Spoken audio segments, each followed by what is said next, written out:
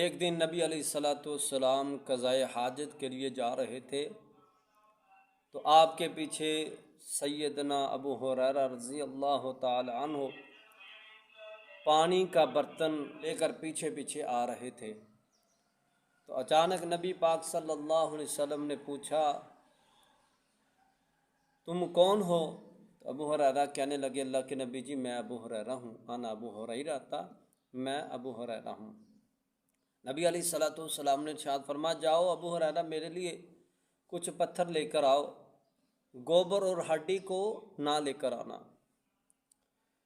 ابو ہریرہ رضی اللہ تعالیٰ عنہ فرماتے ہیں میں نے ایک کپڑے میں کچھ پتھر کو لپیٹ کر نبی علیہ الصلوۃ والسلام کے قریب رکھ دیا۔ نبی علیہ الصلوۃ والسلام قضائے حاجت سے واپس آئے تو میں نے سوال کی غرض سے، پوچھنے کی غرض سے نبی علیہ الصلوۃ والسلام کی خدمت میں حاضر ہوا۔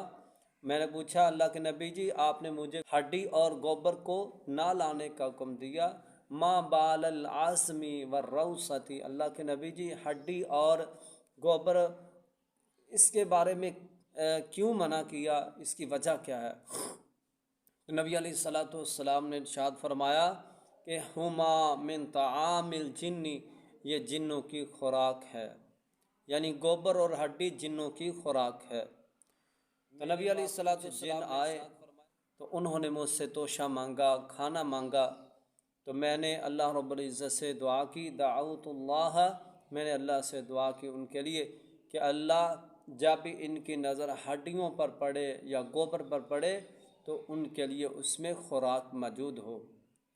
اس حدیث سے پتہ چلتا ہے اگر ہم سفر میں ہوں، قضائے حاجت کے لیے جانا چاہتے ہوں، پانی موجود نہ ہو تو ہم مٹی کے ڈیلے استعمال کر سکتے ہیں، پتھروں کو استعمال کر سکتے ہیں، وہ بھی طاق تعداد میں، یعنی اس کو استعمال کر سکتے ہیں۔